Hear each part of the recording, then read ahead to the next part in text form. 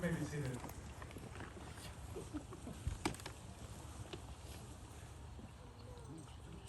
There are 7.9 billion people in this world, and most of them are not in this wedding. Yet out of the billions of people living in planet Earth, John and Casey chose the 80 of you to be here today. How special does that make you? The reality is that it is us, the ones who are privileged and honored to be part of this moment, John and Casey. And we are thankful for that. You see, finding the one out of all these people in this world should be impossible. Yet John and Casey found each other. What are the chances? I don't know, I'm not good with math, but it seems pretty unlikely. Yet, here they are, in front of their friends and family, making the impossible seem not only possible, but inevitable. Was it destiny? God's plan? Total dumb luck? Who cares? The important thing is that it is happening. John and Casey are getting married, and we get to be part of this moment. John and Casey. I ask you now in the presence of your friends and your family to declare your intention to enter into this union with one another. Casey, will you have John to be your husband? To live together in holy marriage? Will you love him, comfort him, honor and keep him, in sickness and in health, and forsaking all others, be faithful to him, as long as you both shall live? He said yes. Yes, I'm sorry. Mildly important. John, will you have Casey to be your wife, to live together in holy marriage? Will you love her, comfort her, honor and keep her, in sickness and in health, and forsaking all others, be faithful to her, as long as you both shall live? Absolutely. I'm going to ask Ross to come and share some words together.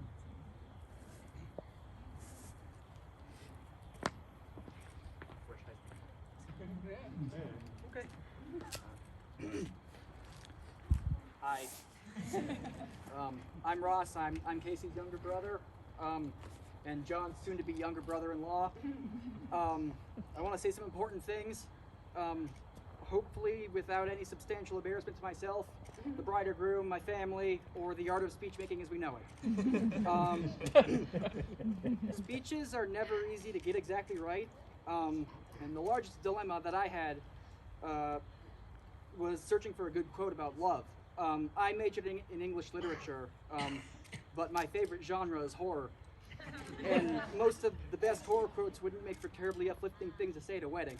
But I did some searching, and I came across a really good one from Stephen King's 1977 book, The Stand. It's a entirely far-fetched story about a virus that engulfs the globe.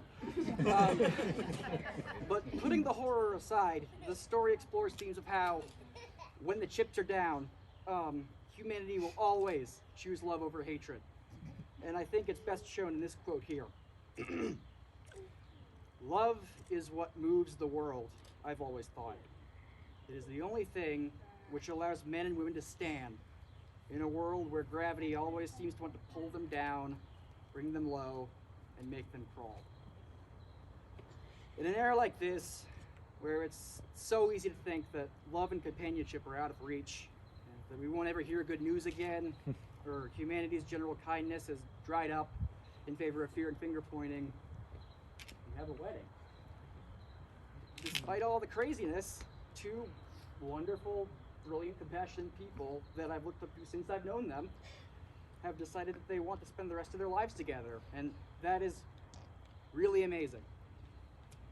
I've known Casey for literally my whole life, and for all the times we've been super awkward around each other, or I threatened to squeeze her when he made me angry, we've always had each other's back, and I've always looked up to you and known you were destined for something great.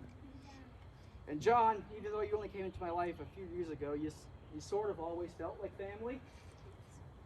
When I first met you, I was sort of going through a phase where I thought growing up meant giving up all the fun parts of life to be an adult, and you showed me that you can still be mature while also being vibrant and true to yourself. So you both mean the world to me, and I'm so happy that you get to enjoy each other's company for the rest of your lives.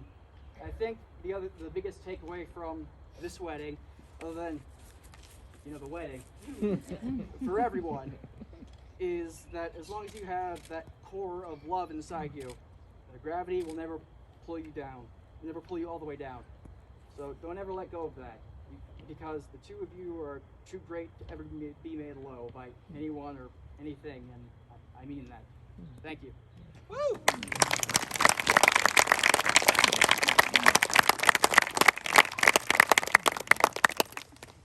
It's hard to follow up Ross now. Let me give my 2 cents to both of you about love. See, love is like anything else in life. It is not static. It's subject to change.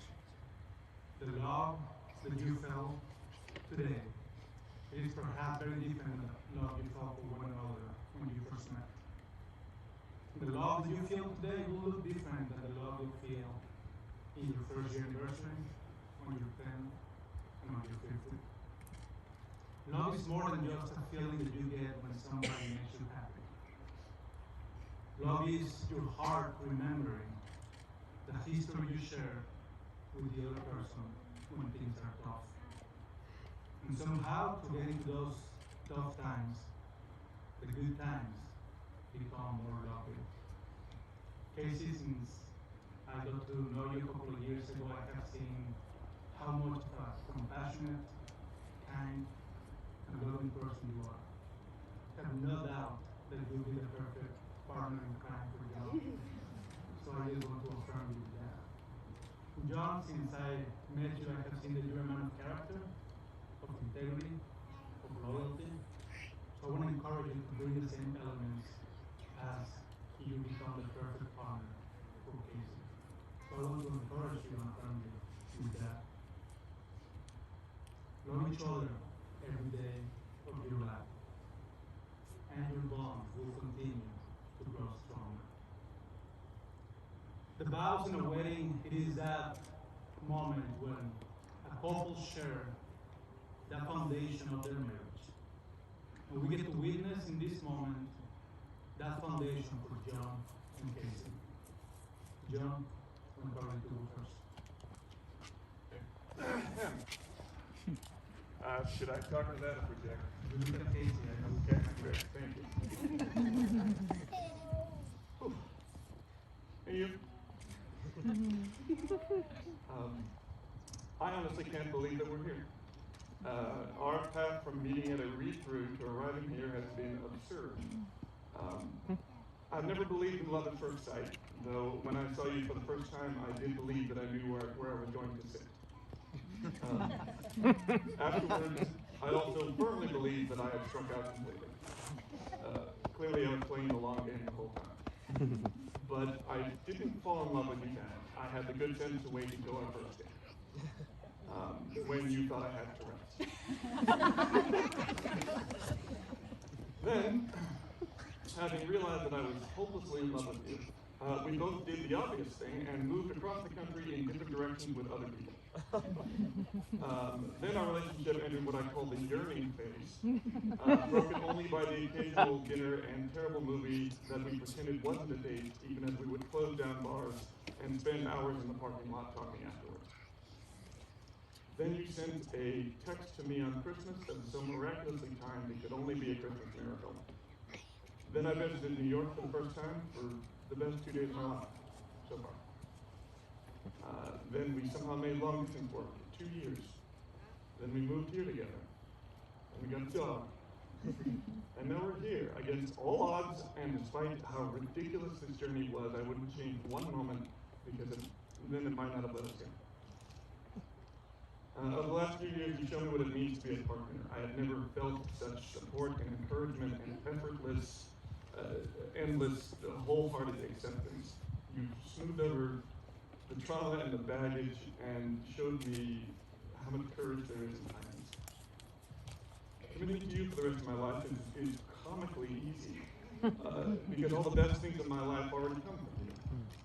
After we leave this beautiful wedding that you mostly planned, we'll head back to our apartment that you researched, cuddle our dog that you found, and visit with this amazing family that you've made me a part of. And I'm so grateful for that. And for the actual vows in my vows, I promise to always be myself, but to do my best to be the version of myself that you need me to be. I promise that when it's my turn, I will play that tambourine like the meme from Road to El Dorado. I promise not to complain too much about how much your hair has become a big feature in our household. I promise to always snuggle and look at funnies. I promise to always be playful, silly, and laugh for minutes at a time when you show me a faux giraffe. I can't promise perfection, but I can promise effort. I promise that I will love you in my own way, blatantly, obviously, ferociously, conspicuously, and unashamedly to the point where my friends roll their eyes and tell me to ease up a bit, but I'm definitely not listening. I promise I'll never get tired of things I love. I promise that you will have every bit of myself that I can give you, every ounce of patience and toughness and humor and kindness, and stubbornness and heart and passion and fervor. Everything that is everything of myself is yours. And finally, I promise you that you will never, ever, ever have to fight your battles and demons alone, ever again. I love you so much. I can't believe we got here, and I can't wait to see where we go next.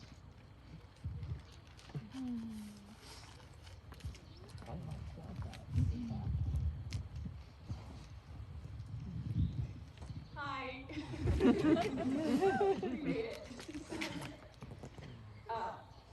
He already told the story, but when we first met, we spent 4 years pretending to be just friends, and once or twice a year we'd meet at a local bar called Napoleon's. We'd talk all night and drink exactly 3 beers and eat salsa and get kicked out when closing time played, and the very indulgent waitress had already stacked all the chairs on all the tables. These journals were so emotionally fraught for me that I journaled about it the next day, and I actually have a copy of it here. But not actually the actual copy. But before we read some of my bad college writing, I'd like to get to the heart of the matter. John Michael Levenden, I love you. I love the way you're actively trying to make me laugh every morning before you're even awake. I love your absolute dogged integrity and loyalty. I love the way your eyes crinkle when you smile and how you flex your jaw when you're working on a problem.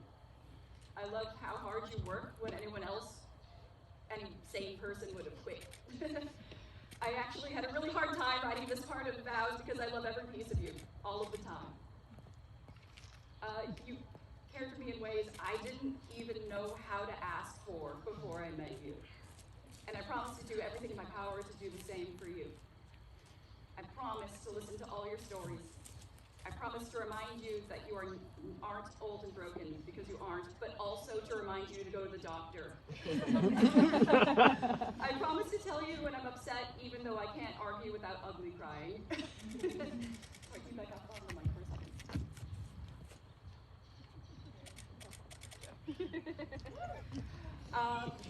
I think what this all comes down to is that I promise to keep talking to you, laughing with you, and working with you to grow together rather than apart.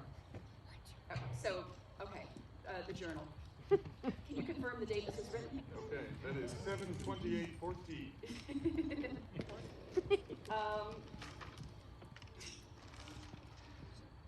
We talk about life and death and about how hard it is being vulnerable. Implications is unspoken about how special this is. Every instinct screams out, touch him, take his hand. I don't. I wasn't very good at writing when I was 21. But I've always known. I've always known how special you are and how we make each other better people. And now I get to write my wedding vows and the journal entry I wrote about this guy I had a crush on. It's always been you. And it always will be. That's all I got.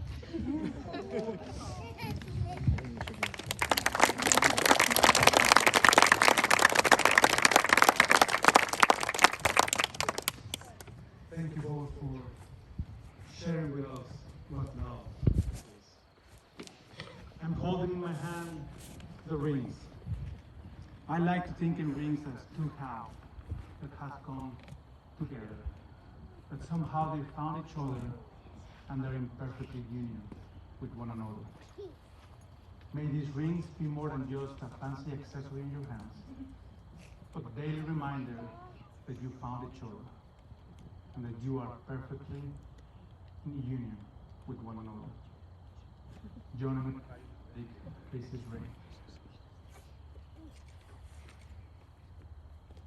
As you place the ring in her hand to repeat after me. Casey, please accept this ring as a token of my everlasting devotion to you and our wonderful life together.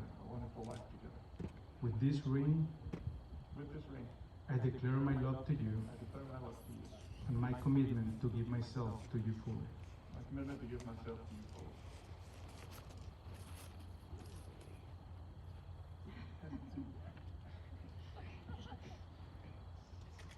That's good enough. That's good enough. Casey, will you repeat after me? John, please accept this ring as a token of my everlasting devotion to you and our wonderful life together. With this ring, I declare my love to you and my commitment to give myself to you fully.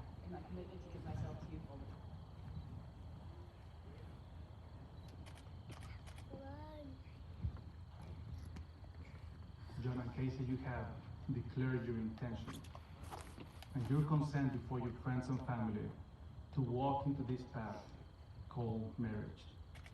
You have exchanged your vows, you have exchanged your rings as a symbol of your love for one another. May happiness abide in your household for generations and generations to come. Therefore, with the authority given to me by the state of Georgia, I announce that you are husband and wife. John, you may kiss your wife.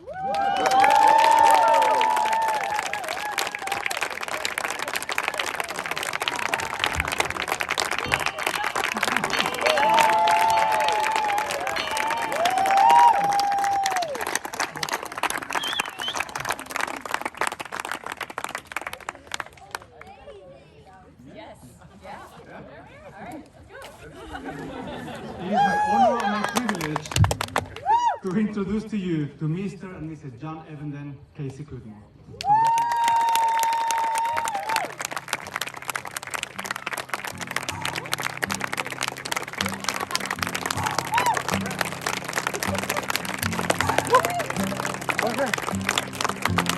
I've been trying to